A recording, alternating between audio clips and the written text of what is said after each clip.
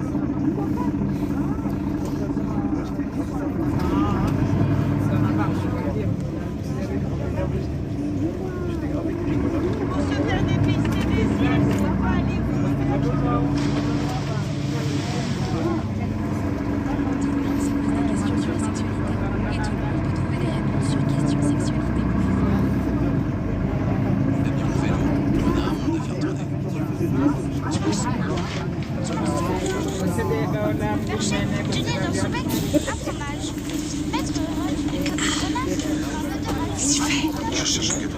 Regarde, c'est bientôt chouette. Parce que moi, ça me tombe pas. Chut. Pardon. Enfin, je connais la femme. Oui. Pendant les fêtes et toute l'année, toutes vos idées cadeaux sont sur Lidl.fr. Lidl, vraiment des bonnes choses.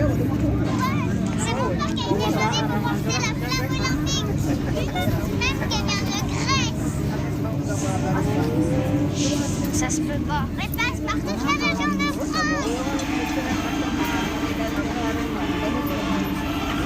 Jusqu'à Paris. Ça se peut pas. Pour que les Jeux de Paris 2024 brillent dans toutes les régions. Je crois que ça se peut. Caisse d'épargne et parrain officiel du relais de la flamme olympique. Caisse d'épargne, vous êtes utile. La nuit, Louisa et David n'arrêtent pas de bouger.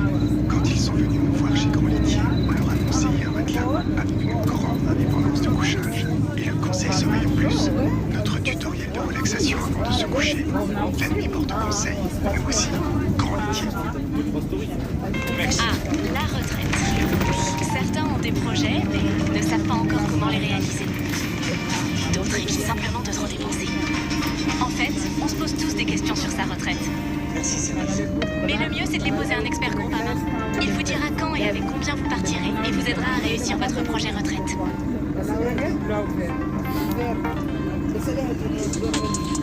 Le Club Info se poursuit, soyez les bienvenus si vous nous rejoignez en direct sur LCI. Au sommaire, c'est la femme qui ose défier Vladimir Poutine. Elle s'appelle Ekaterina Tountsova, ancienne journaliste et ancienne députée. Elle se présente à l'élection présidentielle de Russie en 2024 et elle a déjà reçu des pressions depuis l'annonce de sa candidature. Nous retrouvons Marco Haddad depuis Moscou.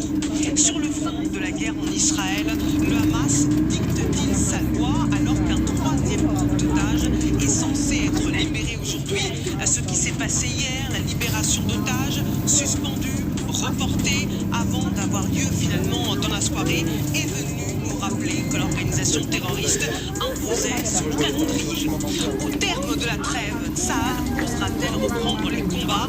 En Israël, les familles d'otages font pression pour que les opérations militaires ne reprennent pas tant que leurs proches n'auront pas été libérés.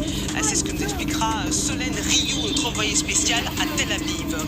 Les services de renseignement israéliens profitent du retour des otages pour glaner le maximum d'informations sur le Hamas, localisation des planques, logistique, organisation militaire. Comment se passe ce débriefing? C'est ce que nous verrons. Mais d'abord, le journal de 16 heures.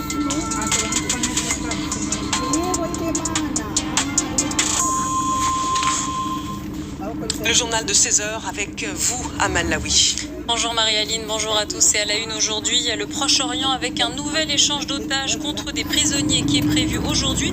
Et on va tout de suite rejoindre David Benaïm, notre correspondant à Tel Aviv. David, quelles sont les toutes dernières informations sur cette nouvelle libération d'otages ? Oui, Israël s'apprête à recevoir une troisième vague d'otages libérés ce soir. Les familles des personnes enlevées qui ont reçu un message du gouvernement israélien indiquant que leur famille allait être libérée aujourd'hui ont été priées de se rendre à l'hôpital qui leur a été précisé dans la demi-heure. Apparemment, la libération des otages pourrait intervenir plus tôt que prévu. Un nom en particulier circule.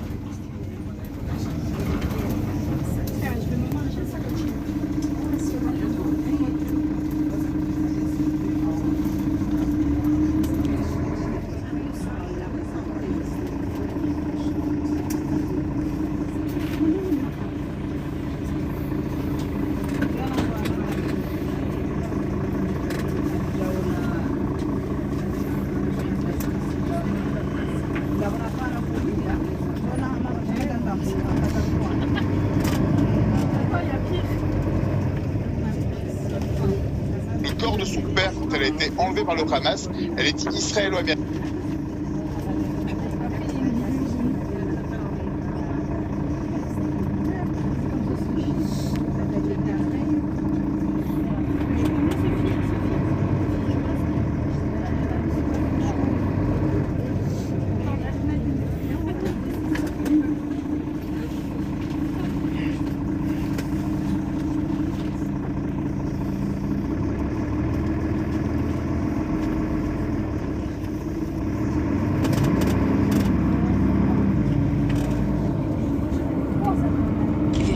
Protège 24 heures sur 24 grâce à la triple protection.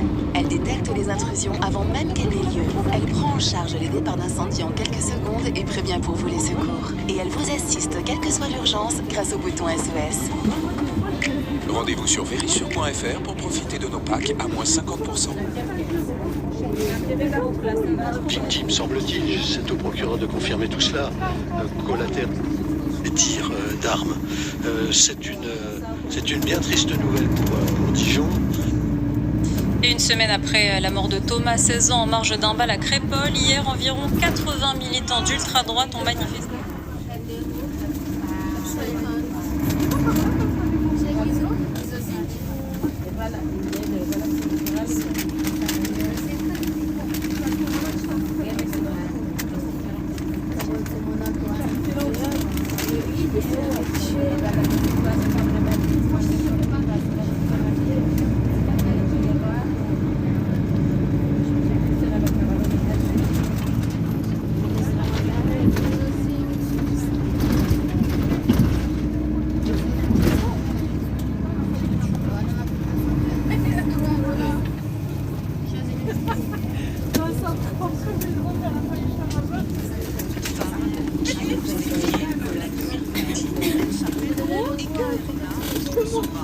Elle est candidate à l'élection présidentielle de 2024.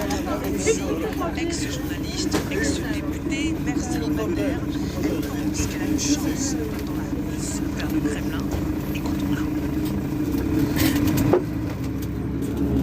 Ce qui me motive, c'est que je pense qu'il est possible d'élire une personne ordinaire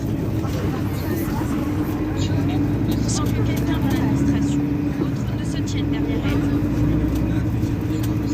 Et c'est principalement cela qui sera important pour les gens.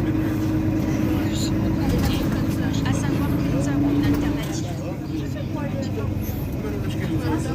Allons plus loin avec nos experts en plateau. Catherine Gentil de Canco, bonjour. Notre spécialiste des questions internationales sur LCI, Patrick Martin-Génier, spécialiste des questions européennes et internationales, auteur de l'Europe a-t-elle un avenir aux éditions Studyrama, spécialiste du renseignement, président du think tank Letterie et enseignant à Sciences Po. Catherine, c'est gonflé de se présenter face à Vladimir Poutine. Oui, c'est d'autant plus gonflé qu'elle parle d'une société où il faudrait plus d'amour. Donc on est loin de la situation actuelle entre la Russie et l'Ukraine. Ce qui sera intéressant, vraisemblablement, sauf retournement spectaculaire de l'histoire du monde, il y a une chance pour elle d'être élue. Mais ce qui va être intéressant, c'est de voir comment le Kremlin va gérer sa candidature. Parce que déjà, pour pouvoir être candidat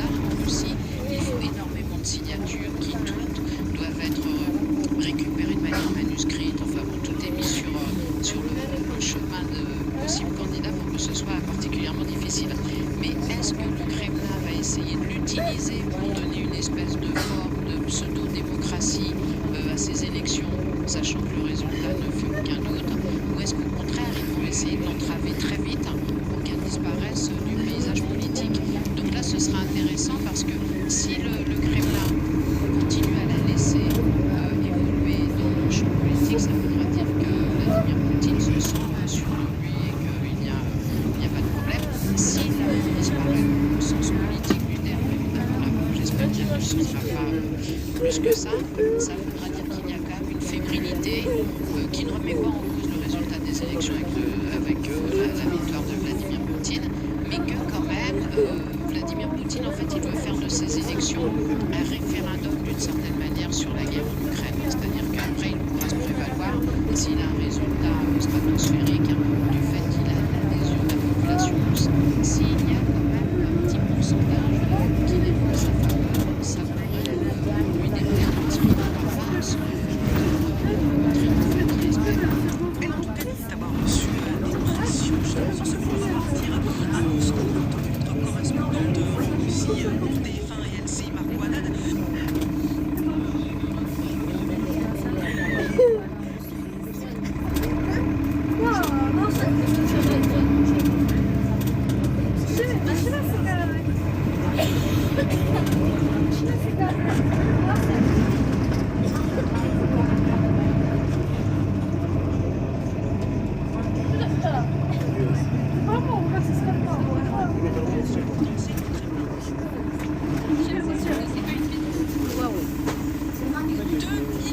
Signatures pour soutenir notre candidature. Et parmi ces signatures, 109 000 pour obtenir de chaque juridiction fédérale.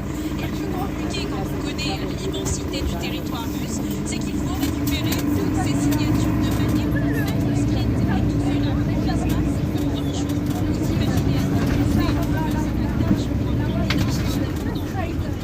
le plus simple de faire cette bureaucratie, c'est de faire partie d'un parti politique qui remporte des sièges à la Duma, au Parlement russe. Et là, si votre parti détient au moins 7% des sièges à la Duma, comme c'est le cas pour, par exemple, le Parti communiste ou le Parti libéral démocrate nationaliste, vous avez le droit de présenter un candidat à l'élection présidentielle. Donc tout cela exclut presque automatiquement, bien évidemment, tous les candidats en opposition qui sont vivants en exil.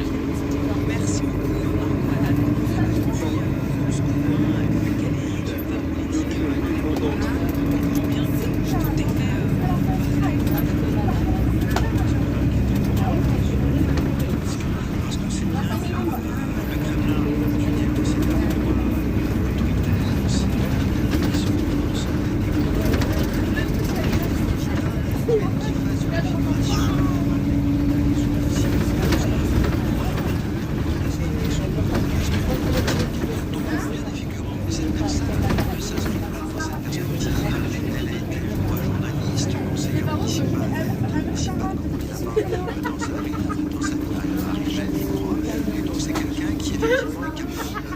Peut-être qu'il veut déstabiliser le Kremlin au moment. Vladimir Poutine, dont on sait qu'il sera certainement candidat, n'a pas encore officiellement annoncé sa candidature.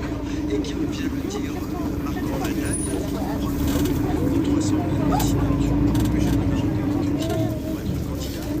Donc elle est en avance, elle se présente.